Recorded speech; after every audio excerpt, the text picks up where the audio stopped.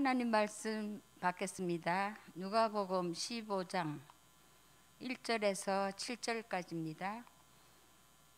모든 세리와 죄인들이 말씀을 들으러 가까이 나오니 바리새인과 서기관들이 원망하여 가로되 이 사람이 죄인을 영접하고 음식을 같이 먹는다 하더라. 예수께서 저희에게 이 비유로 이르시되 너희 중에 어느 사람이 양 100마리가 있는데 그 중에 하나를 잃으면 99마리를 들에 두고 그 잃은 것을 찾도록 찾아다니지 아니하느냐. 또 찾은즉 즐거워 어깨에 메고 집에 와서 그 복과 이웃을 불러 모으고 말하되 나와 함께 즐기자. 나의 잃은 양을 찾았노라 하리라. 내가 너에게 이르노니 이와 같이 죄인 하나가 회개하면 하늘에서는 회개할 것 없는 의인 99을 인하여 기뻐하는 것보다 더하리라. 아멘.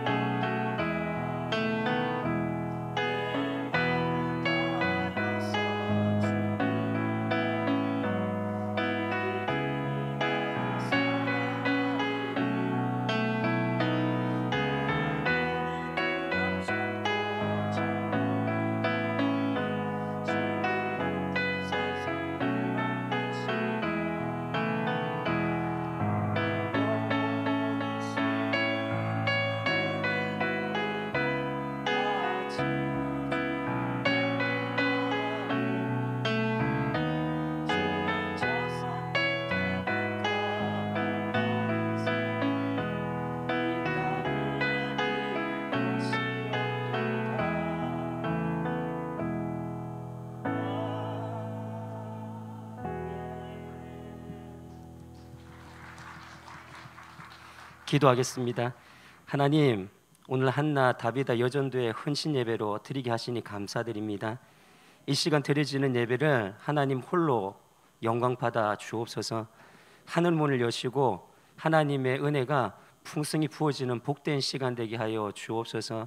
한나 다비다 여전도에 이제껏 무릎 꿇어 기도하고 헌신하며 교회를 세워 오신 것 주님 아시오니 한 분 한 분 찾아가 주셔서 축복하여 주시고 능력의 오른팔로 안수하여 주셔서 연약한 부분 치료하여 주시고 항상 건강하게 하나님만 바라고 하나님만 섬기며 삶을 엮어가게 하여 주옵소서.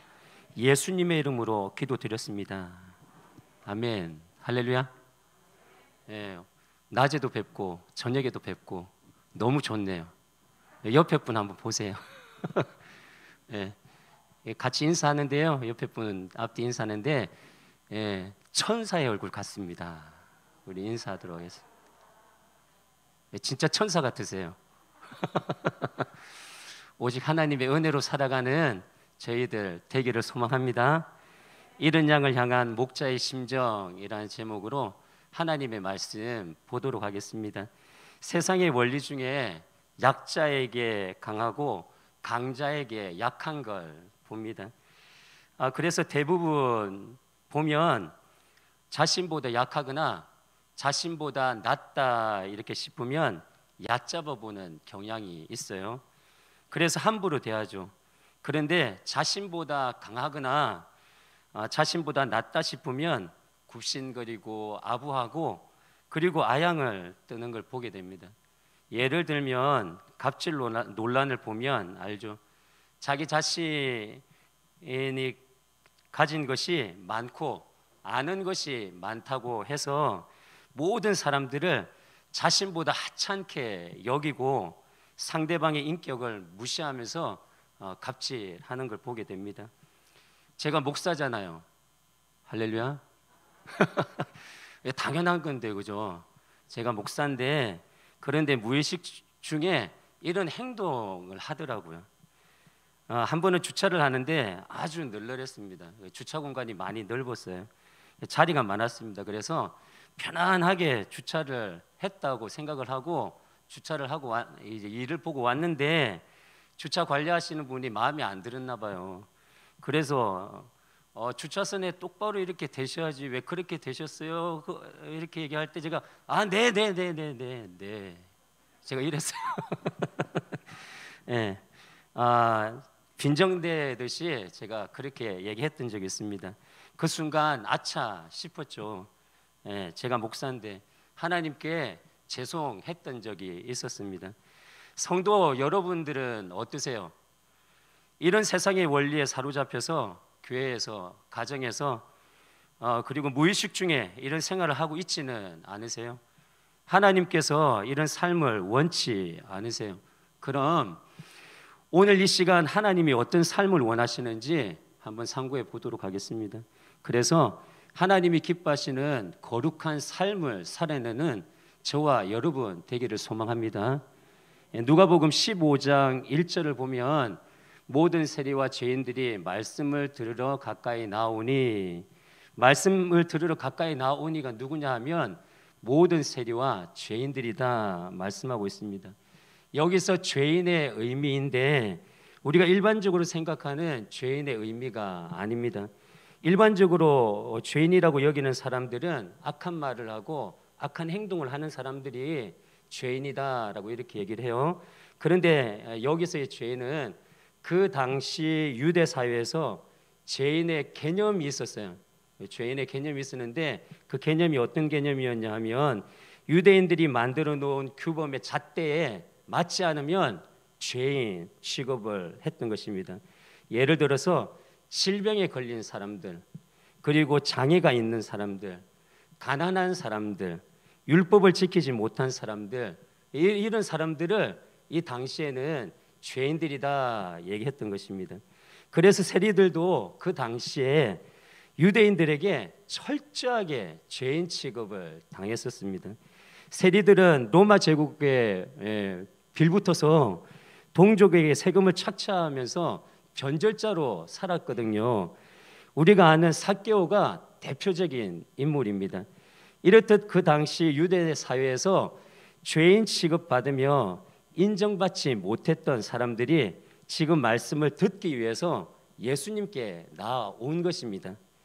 반면에 예수님께 나오는 이 광경을 보고 그 당시 정통 유대인들이라고 할 수 있는 바리새인과 서기관들은 그러면 어떤 반응을 보였는가? 누가복음 15장 2절을 보면 원망하여라고 이렇게 얘기를 하고 있어요. 그 모습을 보고 이제 원망했던 거예요. 그 원망했다라는 느낌의 어감이 여기서는 잘 모르는데 개역 개정에서는 이렇게 표현하고 있습니다. 수군거려라고 이렇게 표현하는 거예요.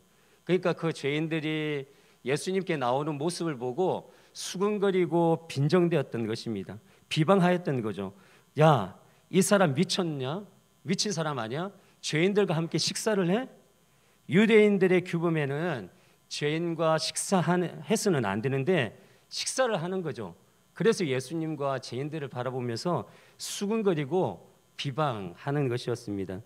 그리고 그들은 예수님을 향해서 뭐라고 말하고 있냐 하면 이 사람이라고 이렇게 얘기를 하고 있어요. 주님이라고 얘기를 안 하고 있어요.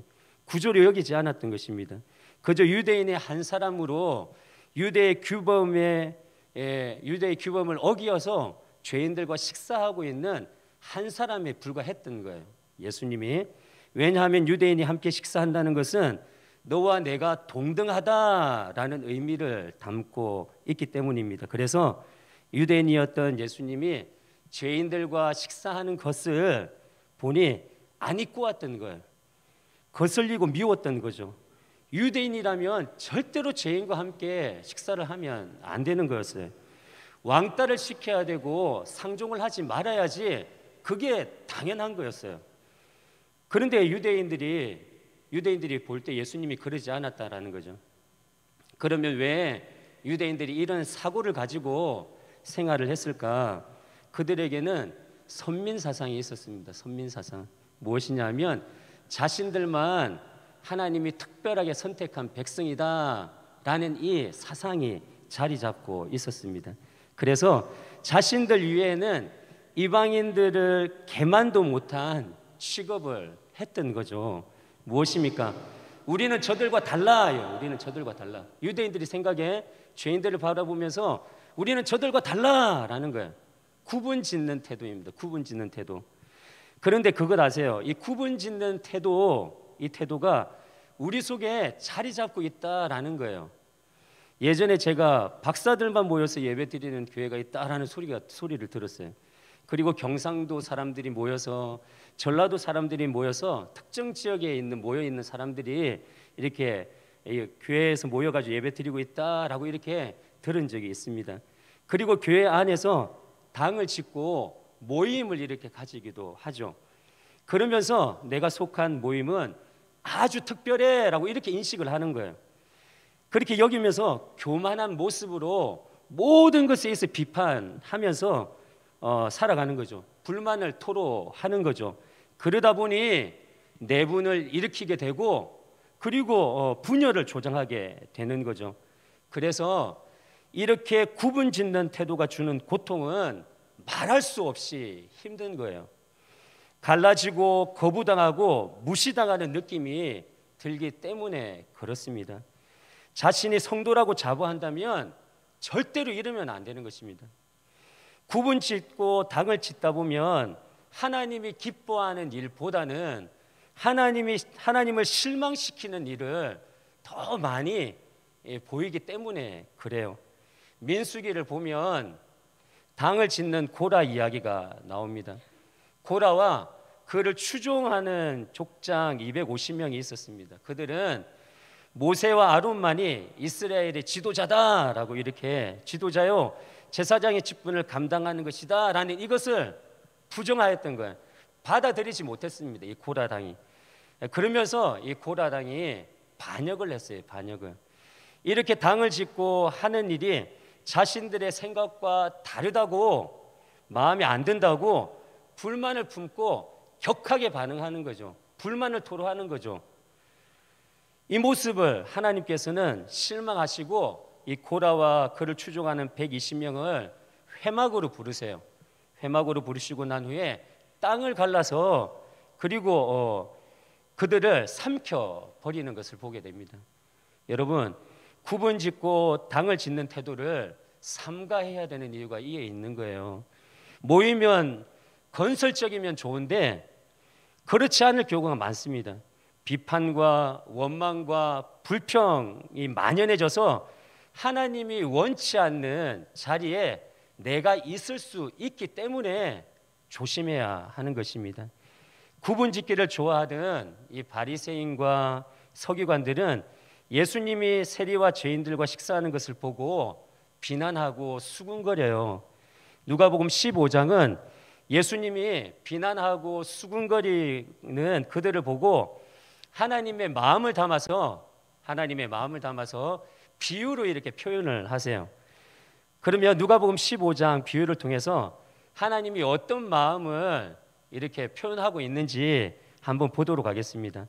첫째는 무엇이냐 하면 연약한 자를 주목하시는 하나님. 할렐루야. 연약한 자를 주목하시는 하나님이요. 누가복음 15장 4절을 보면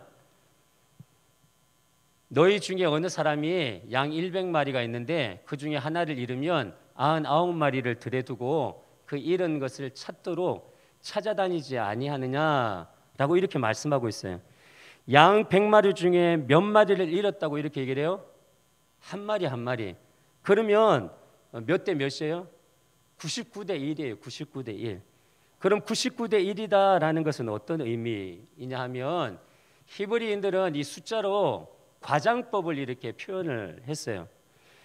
히브리인들은 여기서 그러면 99라는 숫자를 중요하게 여길까요? 아니면 1이라는 숫자를 중요하게 여길까요? 할렐루야. 99일까요? 1일까요? 크게 얘기하세요. 모르겠어요? 1이요, 1. 1을 중요하게 여깁니다. 그런데 중요한 것은 이 1이라는 숫자를 누가복음에 있는 다른 비유에도 계속해서 나오는 거예요. 70양 100마리 중에 하나, 10드라크마 중에 하나, 2 아들 중에 하나를 강조하고 있는 거예요. 바로 이 하나는 아주 연약한 존재다라는 걸 말하고 있는 것입니다. 이 하나는 보잘것없고 비천한 존재다라는 의미를 하나님이 담아 두신 거예요. 여러분, 이것이 우리를 향한 하나님의 크신 은혜인 것입니다. 이런 양 하나 연약한 존재임에도 불구하고 목자는 찾아 나선다라는 거예요. 그 하나를 찾아 나선다라는 것입니다. 연약한 존재임을 알고도 그것을 알고도 99마리를 들에 두고 이 하나를 찾기 위해서 나선다라는 거예요. 그런데 안 그러셔도 되는데 굳이 이 연약한 존재인 한 마리 양을 목자는 찾아 나서는 거예요. 그럼 찾아 나서는 이유는 무엇입니까? 마태복음 25장 40절을 보면 이렇게 말씀하세요. 임금이 대답하여 가라사대 내가 진실로 너에게 이르노니 너희가 여기 내 형제 중에 지극히 작은 자 하나에게 한 것이 곧 내게 한 것이니라 하시고, 지극히 작은 자 하나에게 한 것이 누구에게 한 것이다? 내게 한 것이다 라고 이렇게 말씀하고 있는 거예요. 그리고 마태복음 18장 6절은 또 이렇게 말씀하고 있습니다.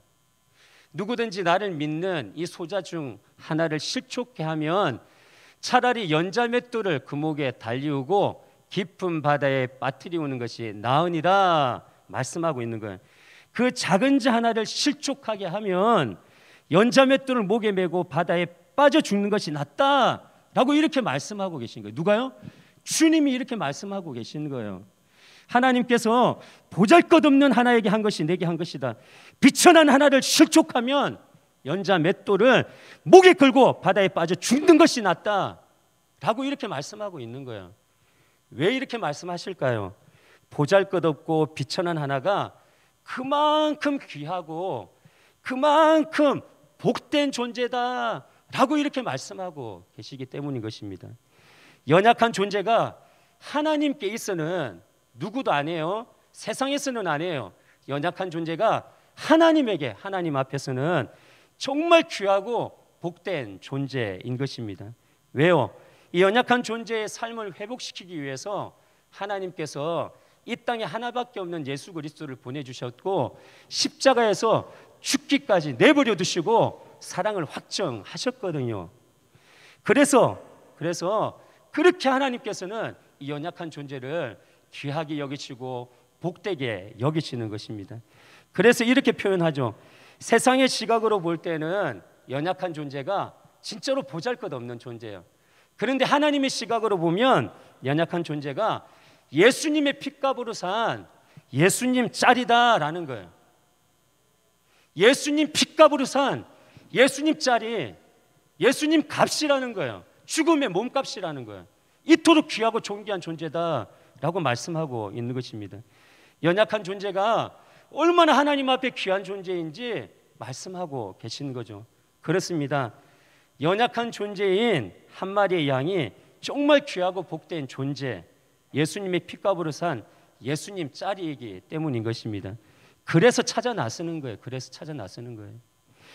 군대 귀신 들린 사람을 찾아가십니다. 그리고 그를 사로잡고 그를 괴롭히는 군대 귀신을 돼지떼에게 보내세요. 그 군대 귀신으로부터 자유를 얻게 되었고 연약하고 보잘것없었던 그 군대 귀신 걸렸던 그 사람이 새로운 삶을 시작하게 되는 것입니다. 혈류병으로 고생하는 연약한 여자가 있습니다. 그녀는 혈류병을 고치기 위해서 그 당시 의술, 명의 그리고 약물 다 사용했어요. 그런데 질병이 악화만 되는 거예요. 가사는 기울어지어 가기만 하는 거예요. 그런데 그때 예수님께서 그를 주목하시고 불쌍히 여기시고 찾아가 주시는 거예요. 그리고 만져 주십니다. 혈류병의 고침을 받게 되고 그 연약한 여인이 새로운 삶을 시작한 줄 믿으시길 바랍니다. 이것이 정말 우리에게 향한 하나님의 은혜, 그 크신 은혜인 것입니다. 하나님은 연약한 존재, 연약한 자를 존귀하게 여기시기에 주목하시고 찾아 나서시고 결국은 새로운 삶을 주시는 것입니다. 그런데 그것 아세요? 이 땅을 살면 살수록 느껴지는 것이 있어요. 그것이 무엇이냐면 나의 연약함, 나의 부족함이 느껴지는 거예요. 이러한 나 자신의 부족함, 연약함을 보면 힘이 쫙 빠져요. 내가 이 일을 할 수 있을까? 내가 이걸 감당할 수 있을까? 이런 생각이 들 때가 많아요. 그런데 성도된 우리들은 나의 부족함과 연약함을 봐서는 안 돼요. 힘이 빠져서 낙심했어도 안 되는 것입니다. 왜요? 하나님이 우리의 이 연약함과 그리고 부족함을 알고 계시거든요. 그런 우리를 존귀하게 여기시고 주목하고 계시기 때문입니다. 그리고 찾아오셔서 새로운 시작을 주실 것입니다. 그래서 부족하고 나약한 나를 보면 안 되는 거예요. 나를 주목하시고 나를 바라보시고 나를 귀히 여기시는, 그리고 새로운 시작을 주시는 전능하신 하나님을 바라봐야 하는 것입니다. 그래서 낙심이 변하여 소망이 되는 삶을 살고 주어진 삶을 기대 가운데 삶을 엮어가는 저와 여러분 되어야 될 줄 믿습니다. 하나님께서 우리에게 찾아오셔서 말씀하시는 이 음성이 들려주셔야 돼요. 두려워하지 말라, 놀라지 말라, 내가 너와 함께 함이니라. 할렐루야. 이 말씀이 마음 가운데 이렇게 심령에 콕 박혀서 그 말씀에 붙들려 사시는 우리들 되었으면 좋겠습니다. 하나님이 우리를 향한 마음을 깊이 새겨 어떤 삶 가운데 있을지라도 그 어려움을 떨쳐버리고 나쁜 생각에 붙들려 침륜에 빠지지 말고 담대하게 삶을 엮어가 정말 주님이 주시고자 하시는 그 승리, 복된 삶을 엮어가는 저와 여러분 되기를 주님의 이름 축복드립니다. 둘째는 잃은 자를 포기하지 않고 끝까지 찾으시는 하나님이요.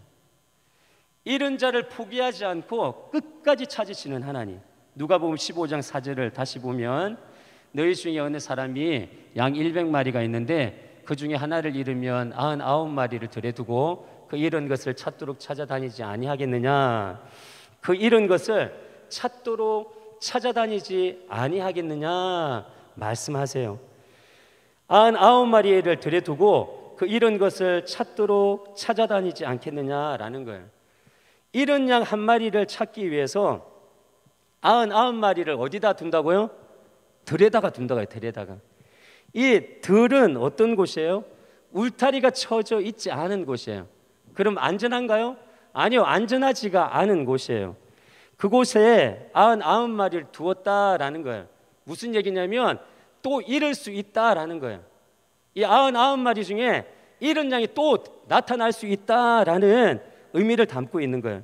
그렇다면 잃은 양을 찾아 나선 목자는 들에 있는 99마리 중에 몇 마리를 잃어버릴 수 있다라는 것을 알면서도 잃은 양을 찾아 나섰다라는 거예요. 99마리 중에 또 잃은 양이 나올 수 있다는 걸 알면서도 그 잃은 양을 찾아 나서는 거예요. 세상의 논리는 맞지 않죠. 세상의 논리로는 진짜로 맞지 않는 거예요. 인간적인 눈으로 볼 때는 잃은 양은 그냥 잊어버리고 한 마리 잃었잖아요. 한 마리밖에 안 잃었잖아요. 그러면 잊어버리고 남아있는 99마리만 관리 잘해도 잘하는 거잖아요. 낫다고 여길 수 있잖아요. 교회에서도 가끔 이런 생각을 하는 성도님들이 계세요.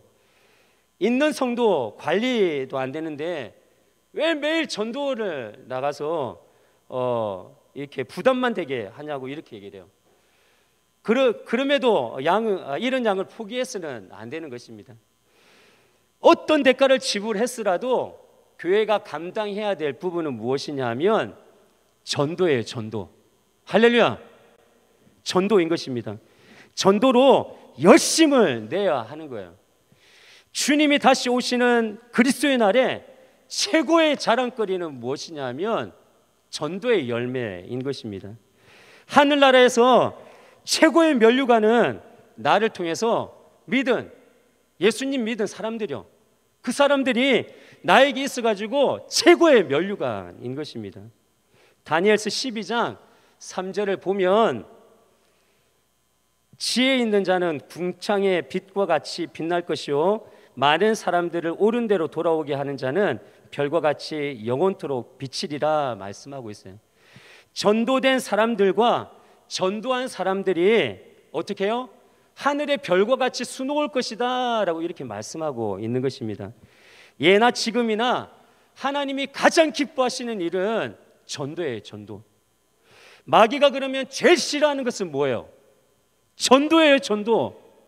그래서 전도는 이 마귀가 제일 싫어하고 하나님이 제일 기뻐하는 것이기에 매일의 영적인 씨름인 것입니다.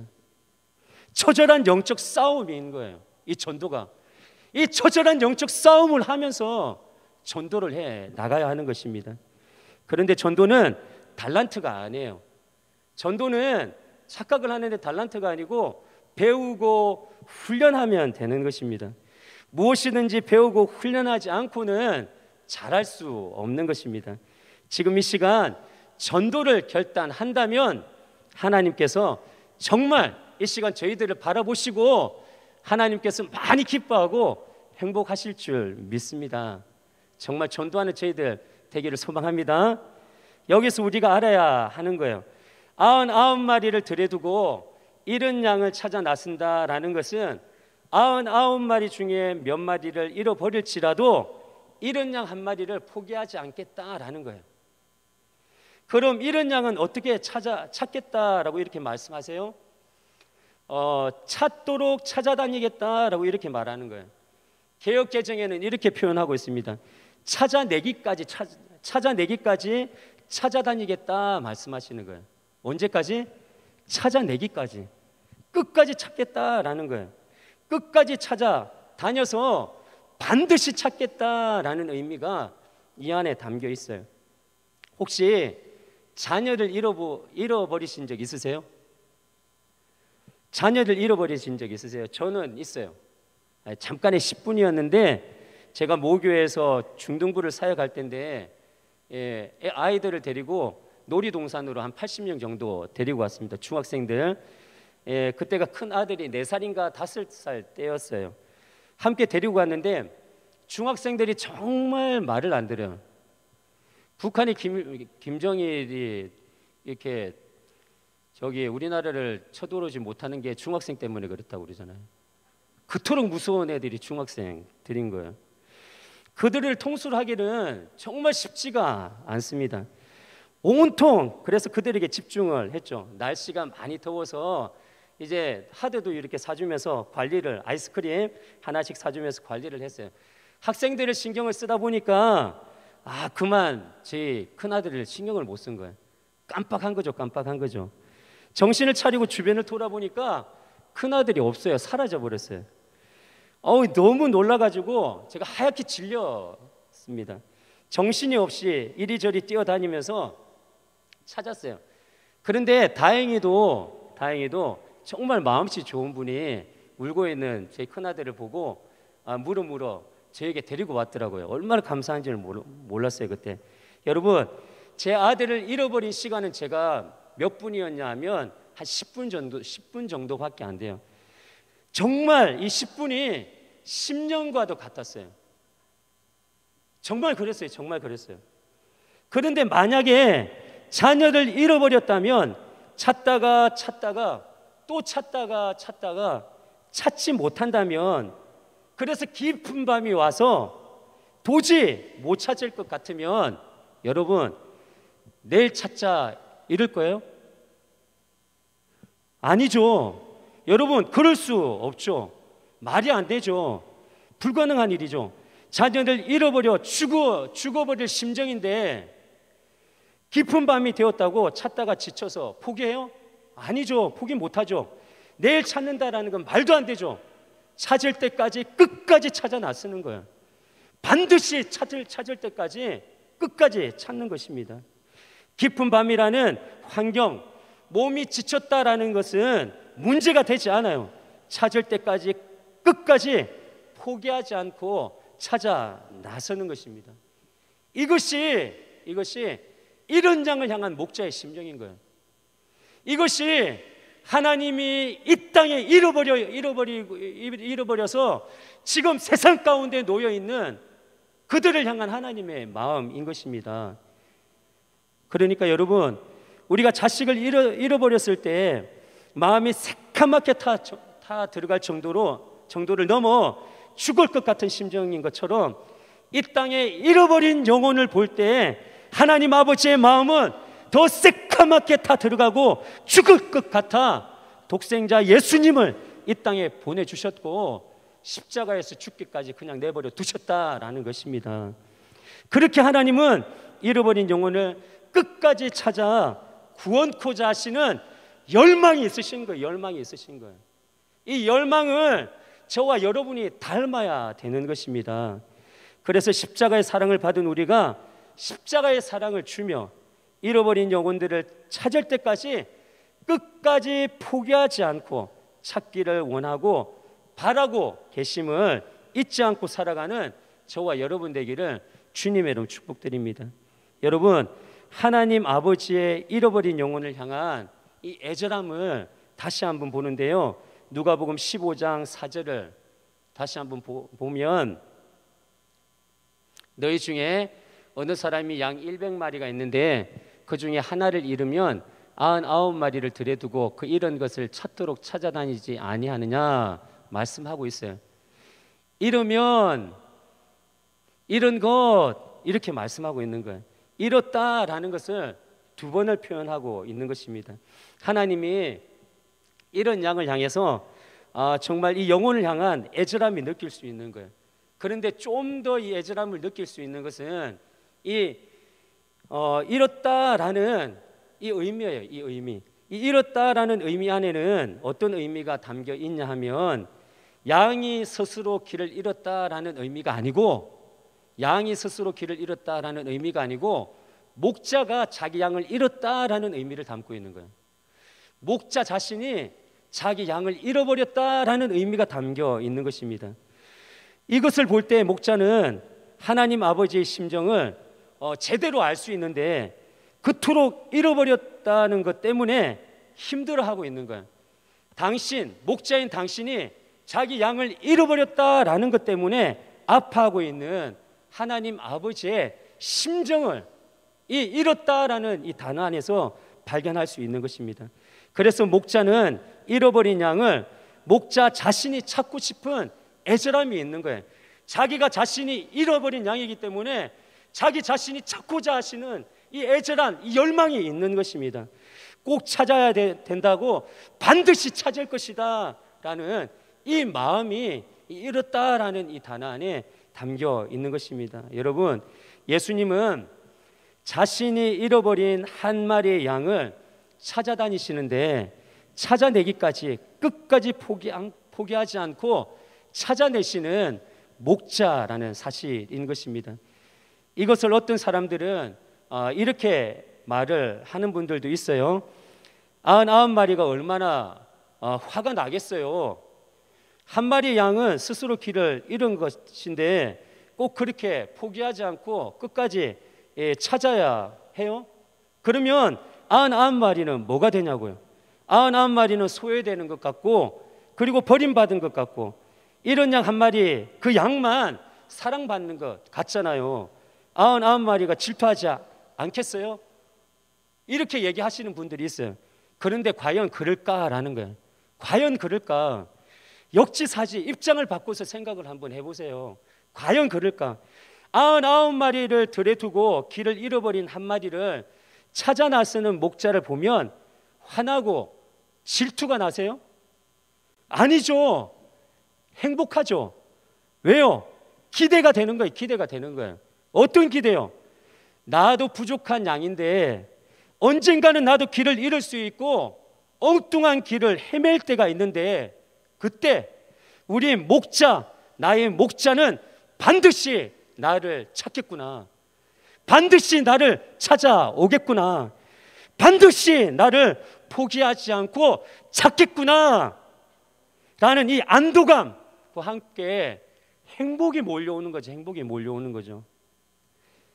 이런 목자를 향한, 목자가 우리를 향한 이 마음을 마음 가운데 새기고 힘을 내고 사시는 저와 여러분 되기를 소망합니다.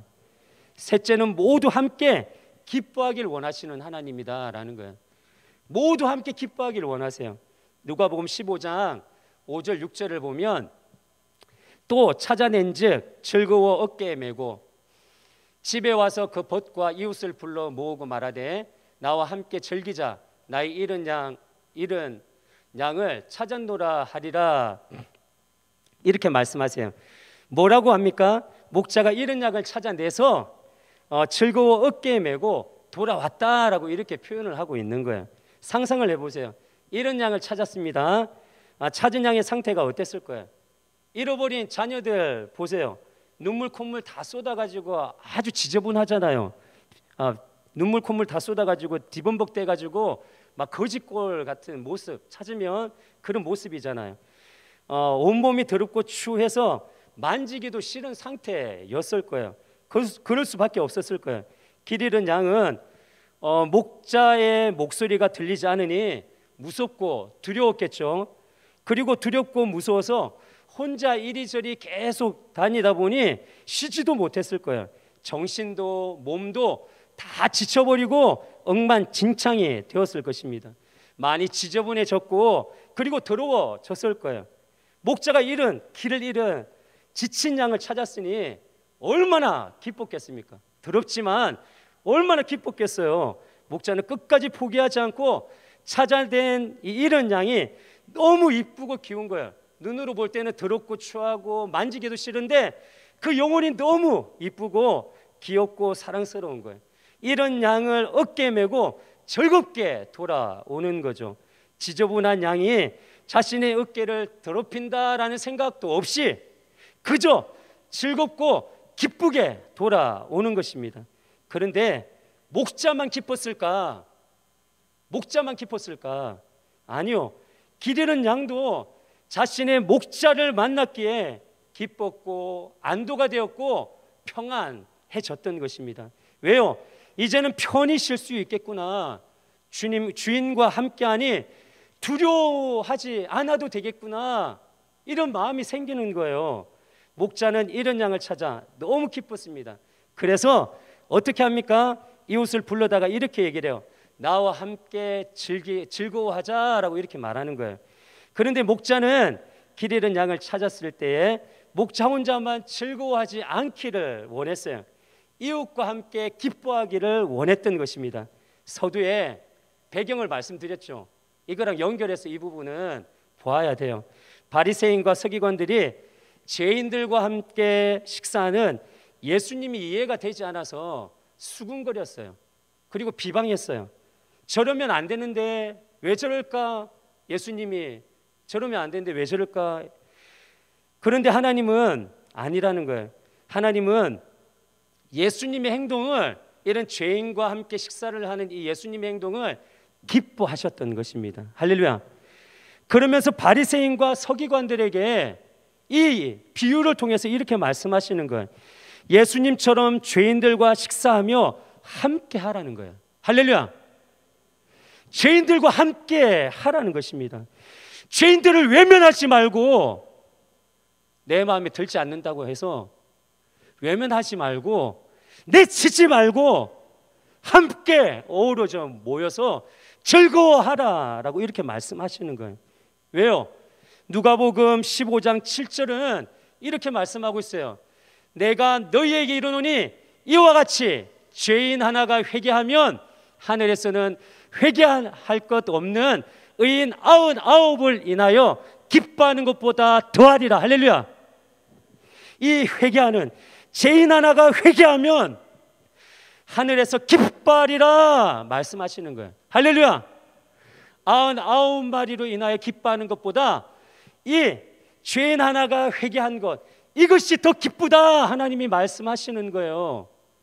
그래서 너희들 함께 기뻐해야 돼.